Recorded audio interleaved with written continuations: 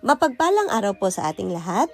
Ang aking pong bahagi ngayon ay mula sa aklat ng Deuteronomio, Kabanata 25, talata 1 hanggang 5. Kapag may usaping iniharap sa hukuman at napawalang sala ang walang kasalanan at nahatulan ang may sala, at kung ang angkop na parusa ay hagupit, padadapain ng hukom ang may sala at hahagupitin ayon sa bigat ng kanyang kasalanan.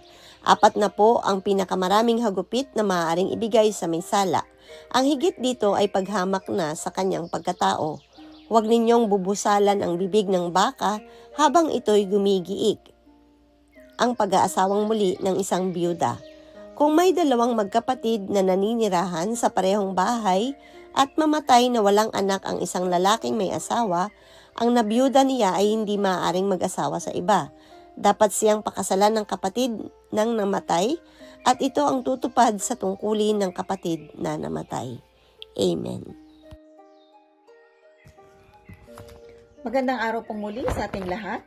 Samahan niyo po akong muli sa pagbabahagi ko ng salita ng Diyos. Sinasabi po dito sa ika-25 kabanata ng Deuteronomio, versikulo 6 hanggang 10. Ang pag-aasawa uli ng babaeng balo.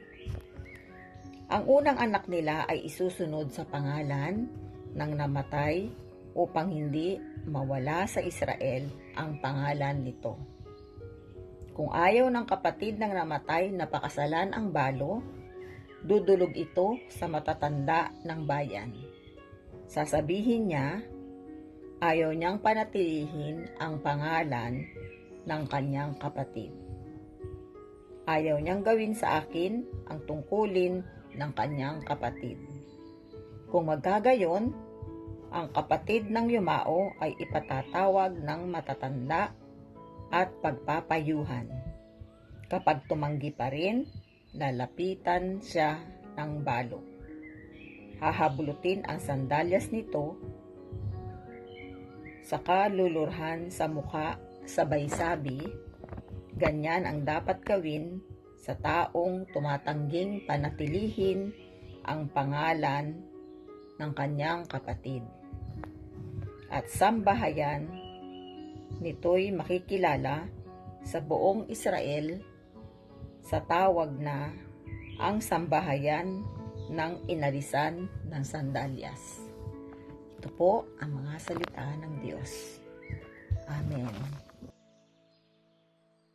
Ang aklat ng Deuteronomio, Kabanata 25, versikulo 11 hanggang 15, at ang sabi, kapag may 2 lalaking nag-aaway at ang asawa ng isa ay lumapit upang tulungan ng kanyang asawa at dinaklot ang ari ng kalaban, puputulin ang kamay ng babaeng iyon, hindi siya dapat kaawaan. Huwag kayong gagamit ng 2 uri ng pabigat sa timbangan, isang mabigat at isang magaan. Huwag din kayong gagamit ng 2 uri ng takalan, isang malaki at isang maliit. Ang tamang pabigat ang gagamitin ninyo sa timbangan at ang gagamiting takalan ay iyong husto sa sukat upang mabuhay kayo ng matagal sa lupaing ibibigay sa inyo ng Diyos ninyong si Yahweh. Ito ang salita ng Diyos. Amen. Our devotion for today is from the book of Deuteronomy, chapter 25, verse 16 to 19. Sapagkat yaong lahat na gumagawa ng gayong mga bagay sa makatuwid, bagay yaong lahat na gumagawa ng di matuwid ay kasuklam-suklam sa Panginoon mong Diyos.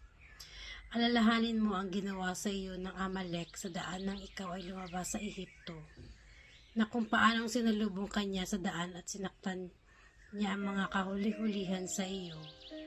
Yaong lahat na mahina sa hulihan mo na ikaw ay pagod at pagal at siya hindi natakot sa Diyos.